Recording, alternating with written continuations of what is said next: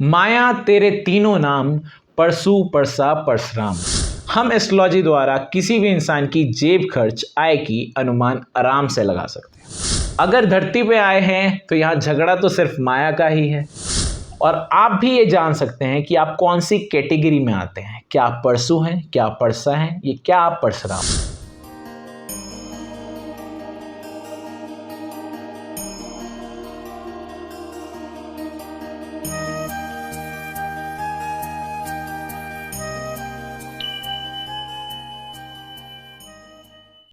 माया तेरे तीनों नाम, परसू परसा परशुराम। इसी के साथ ही नमस्कार, वेलकम टू एस्ट्रो अंगिरा। आज का जो हमारा टॉपिक है वो है परसू परसा परशुराम। इस दुनिया में तीन ही तरह के लोग हैं, तीन ही तरह से इंसान पैसा खर्च कर सकता है, तीन ही तरह से इंसान पैसे की बचत कर सकता है और तीन ही तरह से किसी इंसान की आय हो सकती है।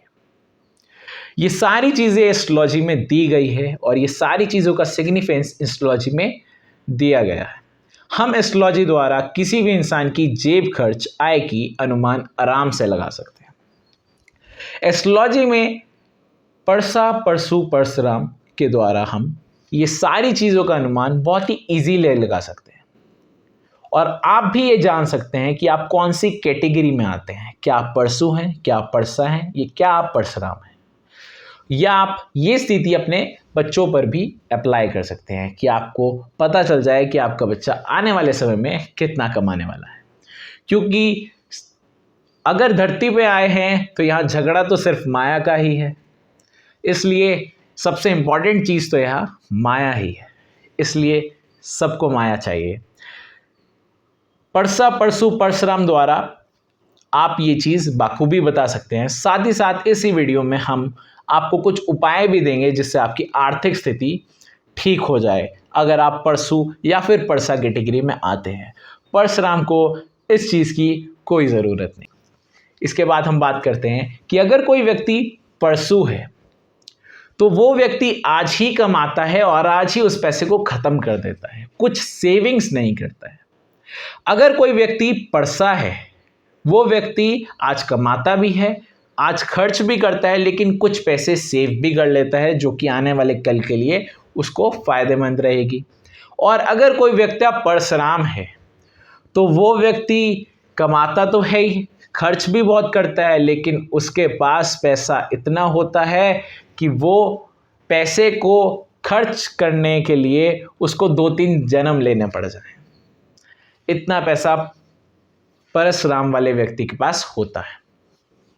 अब हम ये चीज़ समझते हैं कि परसू या परसा या परशुराम इंसान जन्म कुंडली में हम कैसे पता लगाते हैं। जब भी किसी इंसान का थर्ड हाउस एक्टिवेट होता है या थर्ड हाउस में कोई प्लैनेट होता है, उस व्यक्ति को हम परसू बोलते हैं, जो कि आज कमाता है और आज ही उस पैसे को खर्च कर देता है।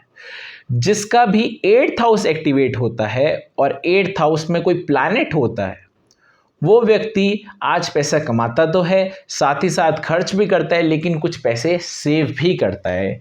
और जिस व्यक्ति के 1st house, 5th house and 9th house में प्लैनेट होते हैं, वो व्यक्ति परशुराम कहलाता है, जिस व्यक्ति के पास बहुत धन होता है। अब अगर आपकी जन्म कुंडली में आप परसू कैटेगरी में आ रहे हैं तो आपको कुछ चीज़ें हैं जो कि जान लेनी चाहिए। अगर किसी व्यक्ति के 3rd हाउस में कोई प्लैनेट है या 3rd हाउस एक्टिवेट है, इसी समय 11th हाउस में कोई प्लैनेट आ जाता है, तो वो 11th हाउस के प्लैनेट का भी कुछ ना कुछ असर आपको ज़रूर मिलेगा, जिसके कारण आपकी आय बढ़ोतरी हो जाएगी, लेकिन खर्च में भी बढ़ोतरी हो जाएगी। सेविंग्स करना ऐसे इंसान के लिए मुश्किल होता है जिसके भी 3rd हाउस में कोई ना कोई प्लैनेट आ जाए।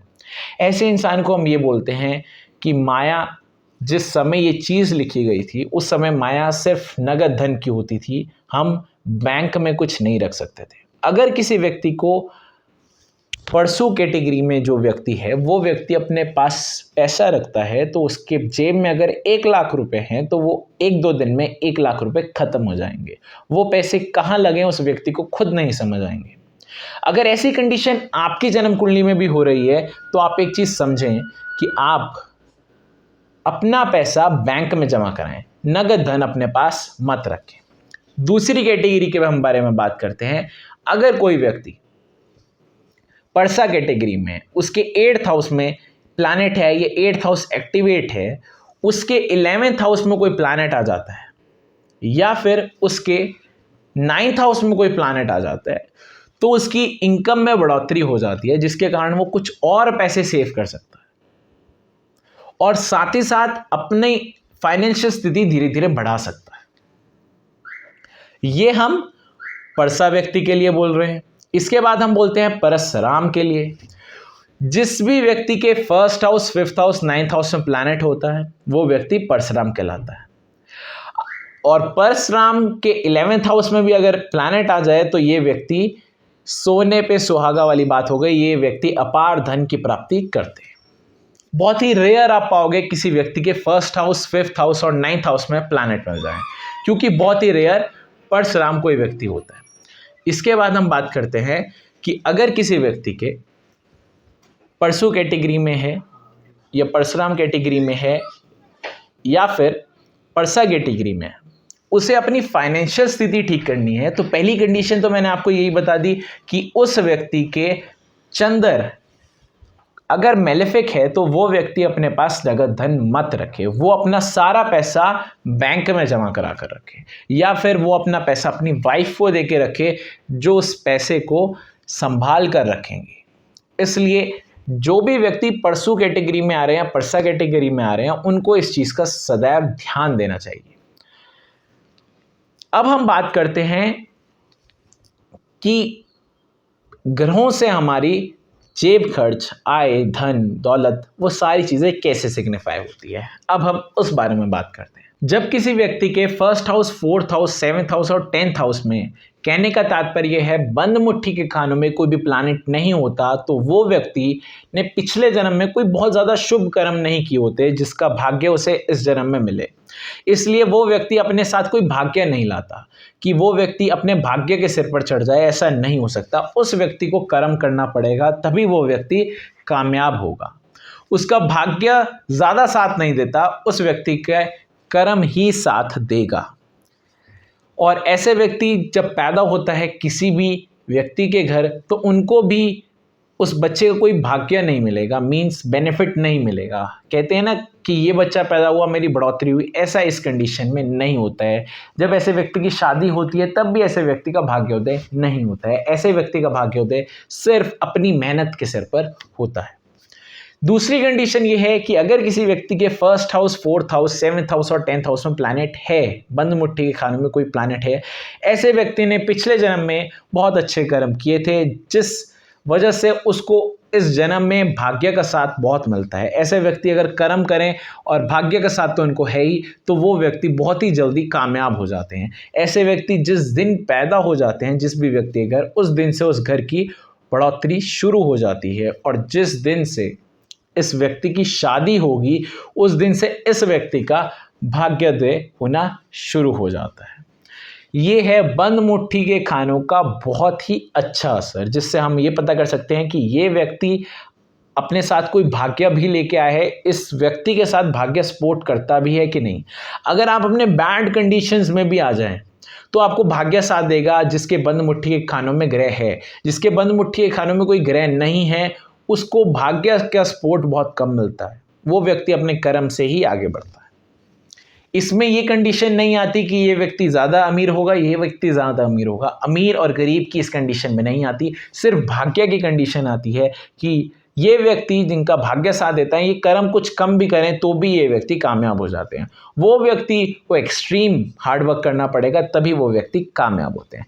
इसके बाद बात करते हैं हम कि आय, जेब खर्च, ये हमारा कैसे डिनोट होता है और कौन कौन से प्लैनेट डिनोट करते हैं, कौन कौन से हाउसेस डिनोट करते हैं। अब हम इस बारे में बात कर लेते हैं। अगर किसी के 11th हाउस में कोई प्लैनेट है तो वो हमारी इनकम को डिनोट करते हैं। अगर किसी के 12th हाउस में कोई प्लैनेट है तो वो हमारी एक्सपेंडिचर्स को डिनोट करता है, हमारे खर्च को डिनोट करता है। अगर किसी के 5th हाउस में कोई प्लैनेट है तो वो हमारे बच्चों की सेविंग्स को डिनोट करता है। अगर किसी के 9th हाउस में कोई प्लैनेट है तो वो हमारे पूर्वजों द्वारा जो पैसा हमें मिलेगा वो डिनोट करता है। हमारे जो 2nd हाउस में कोई प्लैनेट है तो वो हमारी अपनी सेविंग्स को डिनोट करते हैं। इसलिए जब हम परशुराम के बारे में बात करें तो फर्स्ट हाउस हमारी इनकम और हम अपनी मेहनत से जो कमाएंगे वो तो हमारा है ही, साथ ही साथ हमारे बच्चों के पैसे भी हमें मिलते हैं और हमारे पूर्वजों के पैसे भी हमें मिलते हैं। इस समय पैसे की वर्षा हर जगह से होती है, इसलिए उस व्यक्ति को परशुराम कहते हैं, जिसमें ये कहते हैं कि ऐसे इंसान के पास अपार धन होता है। हमारा जो छठा घर है वो हमारे लेन देन का होता है, मीन्स हमारा कितनी आय है, कितनी एक्सपेंडिचर्स है। अगर ऐसे व्यक्ति के 6th हाउस में कोई मेलेफिक प्लैनेट बैठे हैं जो कि 6th हाउस में शुभ नहीं है, ऐसा व्यक्ति अगर उधार बांटता है तो उसके उधार वापस आने के चांसेस कट टू इम्पॉसिबल होते हैं। इस चीज़ का सदैव ध्यान दें। अगर किसी व्यक्ति के 6th हाउस में मेलेफिक प्लैनेट्स हैं तो वो व्यक्ति उधार मत दे। चंद्र जो है वो आय का स्वामी है। चंद्र जो है वो हम ये बोलते हैं चंद्र माया है, और जो शनि है वो हमारा खजांची है। इसलिए चंद्र और शनि हमारी जेब खर्च आराम से बता देते हैं। चंद्र की कंडीशन और शनि की कंडीशन आप चेक कर लें, उससे आपको अपनी जेब खर्च के बारे में आराम से पता चल जाएगा। अगर किसी व्यक्ति के चंद्र अशुभ है तो उसकी माया नगद धन में प्रॉब्लम्स आने ही वाली है, उसकी फाइनेंशियल इश्यूज कुछ ना कुछ रहने वाले हैं। इसलिए हम बोलते हैं कि इस समय में ऐसे व्यक्ति अगर बैंक में अपना पैसा जमा करके रखे तो उस व्यक्ति को बहुत धन लाभ होगा। अगर किसी व्यक्ति का शनि खराब है तो वो व्यक्ति अपना पैसा फिजूल खर्ची में बहुत वेस्ट करता है। अगर किसी का शनि शुभ है तो वो व्यक्ति अपना पैसा सेव करने में बहुत बिलीव करता है, साथ ही साथ अपना पैसा ऐसी जगह पर लगाएगा जहां से उसका पैसा डबल हो जाए। इसके बाद हम बात करते हैं कि शनि और मंगल साथ ही साथ जमीन और जायदाद को भी डिनोट करते हैं। अगर किसी के जन्म कुंडली में मंगल और शनि शुभ आ रहे हैं तो उस व्यक्ति के पास जमीन जायदाद भी बहुत हो सकती है। अगर किसी व्यक्ति के पास शनि और मंगल शुभ हैं, कंडीशन सुन लीजिए शनि शुभ होने की और मंगल शुभ होने की। शनि तब शुभ होते हैं जब आपके 1st हाउस से 6th हाउस के बीच में केतु देव होते हैं और 7th हाउस से 12th हाउस के बीच में राहु देव होते हैं। इस समय आपके शनि देव शुभ होते हैं। और मंगल देव तब शुभ होते हैं अगर मंगल देव किसी तरह भी राहु और केतु से इंटरैक्ट ना करें, पहली चीज़। दूसरी चीज़, आपकी जन्म कुंडली में मंगल बद नहीं बन रहा होता है, मसनूई मंगल बद नहीं बनना चाहिए। आपकी जन्म कुंडली में मंगल जो हैं वो या तो अकेले बैठे हों या फिर उनको सूर्य का साथ मिल जाए तो मंगल देव शुभ हो जाते हैं। इसके बाद हम बात करते हैं कि शनि देव शुभ बता दिए, मंगल देव शुभ बता दिए, तो ऐसे इंसान के पास जमीन जायदाद होती है जिसके मंगल देव और शनि देव शुभ होते हैं। यही सेम कंडीशन चंद्रदेव और आप शनिदेव की तो कंडीशन आपको बताई दी, चंद्रदेव की कंडीशन समझ लें। चंद्रदेव शुभ तब होते हैं जब आपके 1st हाउस से 6th हाउस के बीच केतु देव होते हैं और 7th हाउस से 12th हाउस के बीच बृहस्पति देव होते हैं। इस समय चंद्रदेव आपको शुभ परिणाम देंगे। ऐसे इंसान के पास अगर नगद धन भी ऐसा इंसान रखता है तो भी उसको नगद धन फलता है। अदरवाइज आपका चंद्र खराब है तो आप नगद धन रखते हो तो आपका नगद धन धीरे धीरे खत्म हो जाता है। इस चीज़ का सदैव ध्यान दें। तो ये सारी चीजें आपके जेब खर्च को डिनोट करती थी।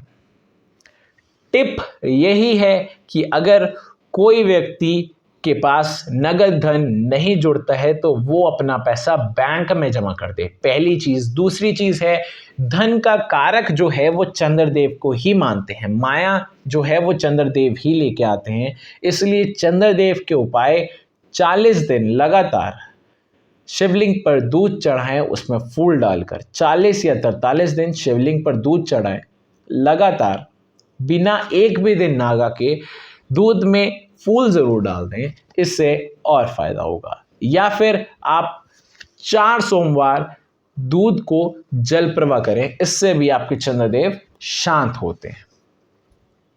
शिव जी की पूजा करें, चंद्रदेव की पूजा करें। चंद्रदेव के बीज मंत्र, चंद्रदेव का बीज मंत्र है ओम श्राम श्रीम श्रोम से चंद्रमा से नमः। इस बीज मंत्र का एक दिन में 108 बार इसे का पाठ करें तो आपके चंद्रदेव जो हैं वो शुभ हो जाएंगे। आज के लिए इतना ही, धन्यवाद।